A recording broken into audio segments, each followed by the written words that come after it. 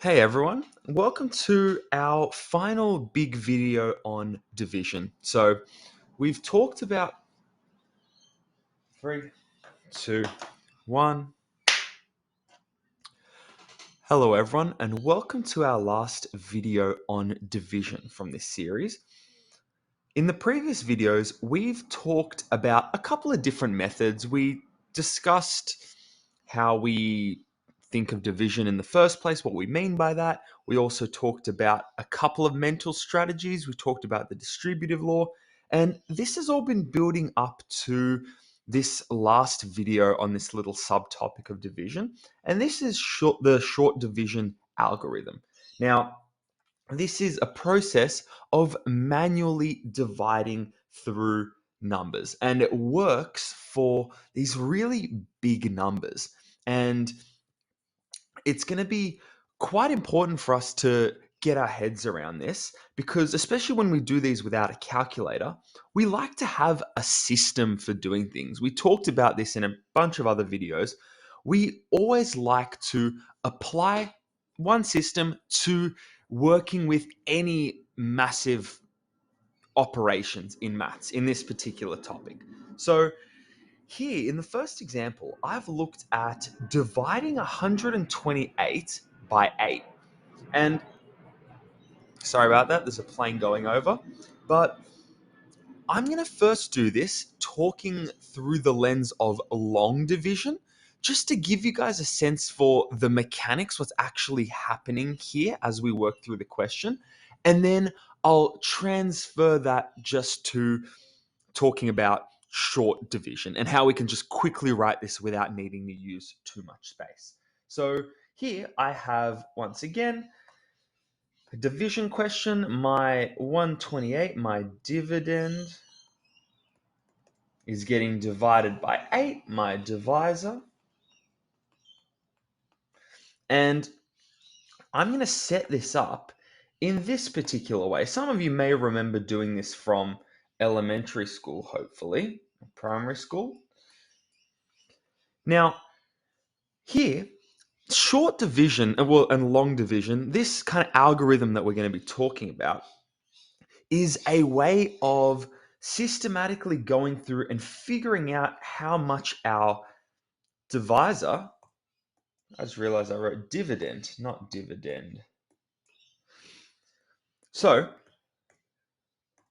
it's a process of finding out how many times our divisor goes into each one of my digits in my bigger number.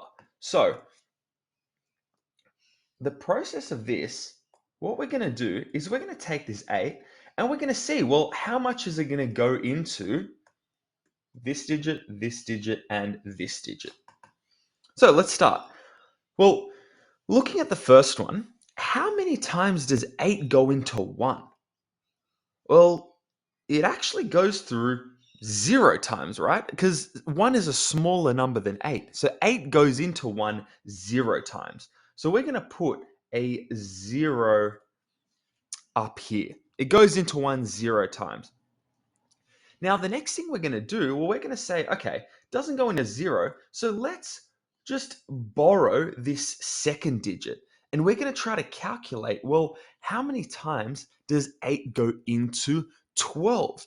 It's this idea of borrowing digits that we talked about with addition and subtraction as well. But calculating this, 8 goes into 12 one time, right? And what's my remainder here? Because it doesn't go into 12 really nicely, does it? It goes into 12 with a remainder. And the way we can find this remainder is we can say, all right, well, 8 goes into 12 one time. So there's going to be 8 here. And I can subtract this number from my 12 to figure out, well, what's my remainder going to be? So 12 minus 8, my remainder is going to be, let's do it in another color, 4. And this remainder I have to take into account when I divide my last number. So I'm going to bring this down This last digit down, this 8. And then now I'm trying to see, well, with everything I have left here, how many times does 8 go into 48? And when I divide, I see how many times 8 goes into 48. We can think of our times tables. Well, 8 times 1 gives me 8.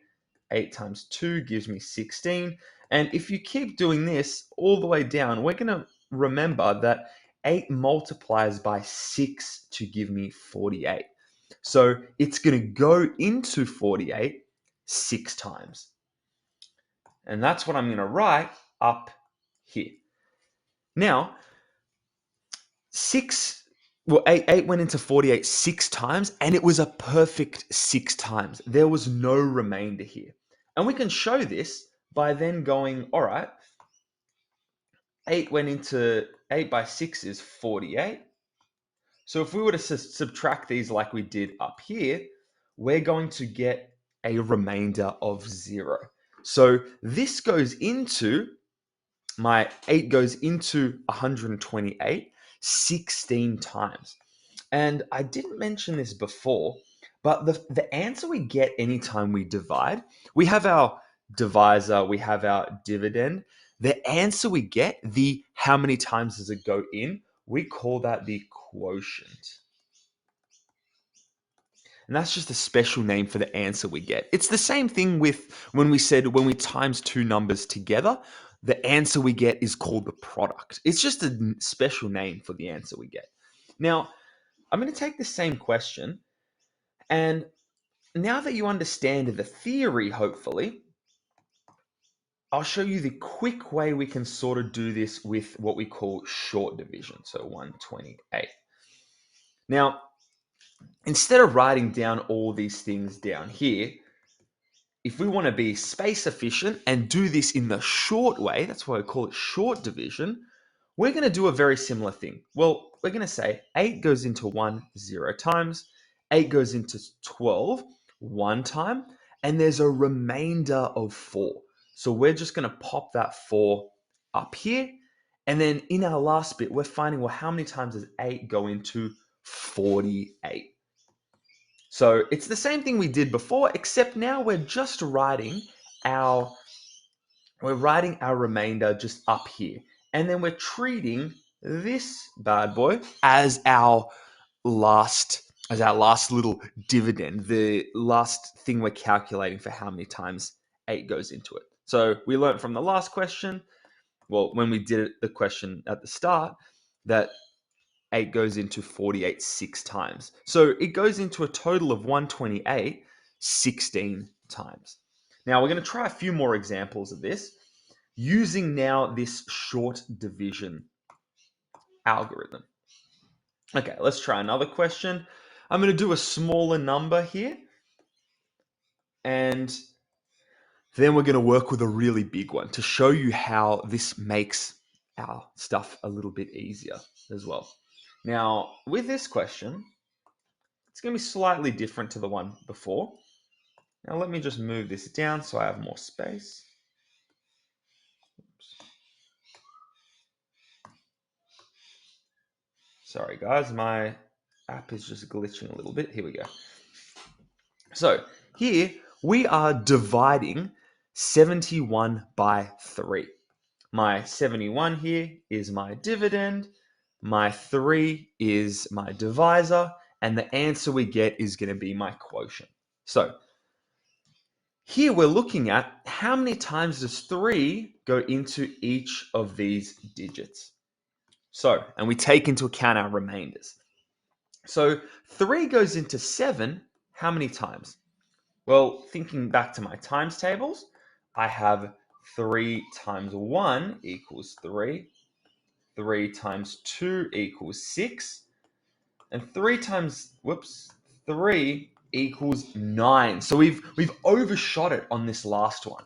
So we want to find the highest amount it goes into the number, which ends up being less than this. So we want to find how close we get without going over that actual number. So the answer we're going to get is 6. Because we can't go over. We're not trying to find out how many times 3 goes into 9, for example. We're stopping at 7. So we have to stop at this particular number here. So 3 goes into 7 then 2 times. And what's my remainder? Well, my remainder here is going to be 1. So I'm going to write my 1 up here. And I'm going to treat this when I do my next division as 3 dividing into 11. So we've done my first number. 3 goes into 7 2 times with a remainder of 1. And I write my remainder of 1 up where I've written it. That's the little number in blue here. Now, how many times does 3 go into 11? Well, you can see from my 3 times tables here that I've got on the right, 3 by 3 is 9, and 3 by 4 is 12. So once again, I have too much when I get to this number. So the one I'm going to look at is my one before. So 3 goes into 11 3 times because that gets me to 9. And I have a remainder of 2. I'm just going to write that with an R. I have a remainder of 2. So let's quickly recap what we've done. We're trying to figure out systematically, so we're coming up with a procedure, a system to this, how many times we're going into each number, taking into account the remainders. 3 went into 7, 2 times, with a remainder of 1. Now 3 goes into 11 3 times, because we have this bit from our times tables, and there is a remainder of 2, because the difference between 11 and 9 is 2.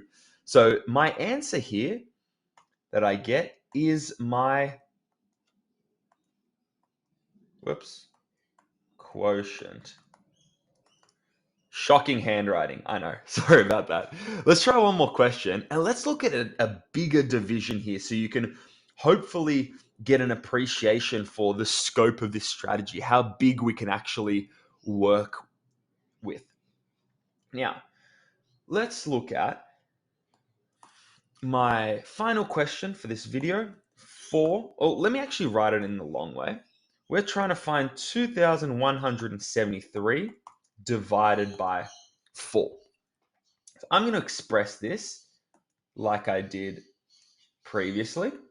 2173. And I'm looking at now a much bigger number, right? And you can hopefully see by the end of this how powerful this strategy can be. Now, once again, we're looking at how many times 4 goes into each of the digits in my dividend. So 4 goes into 2 how many times? Well, 2 once again is smaller than 4, so it goes into it 0 times, right? So now we have to take into account this entire number. Because think about it, 4 goes into 2 0 times with a remainder of 2. So we can think of it in the same way that we did in the last question and pop that 2 up here. We can either do that or we can just consider the next digit here. We can do it both ways, but that's the kind of theory that hopefully you're able to get your head around. Now, how many times does 4 go into 21? Well, let's quickly write up a couple of things from our times tables, and you can always refer back to this, guys. If it's hard to remember, you can always write this out. It takes a bit more time, but it always works. 4 goes into 5. 4 by 5 gives me 20. So I can see I've hit the end of the road here. This is as far as I can go because 20 is very close to 21. But if I multiply by 4 again, if I take another 4, I'm going to get to 24, right? I'm going to exceed my number 21. So I have to get as close as I can without going over. So 4 goes into 21 5 times. glitching out a bit, guys. Sorry about this. 4 goes into 21 5 times. Okay. Hopefully this makes it better. And what's my remainder? Well, I have 1 left over between 20 and 21. I have a remainder of 1. I have 1 left over. So I'm going to pop that up here. Now, the next step, I want to figure out how many times does 4 go into 17. And you can see from my times tables that I've laid out here, this is why it's kind of useful sometimes to write this all out, because you can always refer back to it. And I can see that this one is where I'm looking at. 16 is the closest I get to 17 without going over. So 4 goes into 17 4 times with a remainder of 1. So I'll write that up here. 4 times with a remainder of 1. So I consider that in my next division.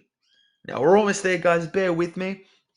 We're looking at how many times now does 4 go into 13?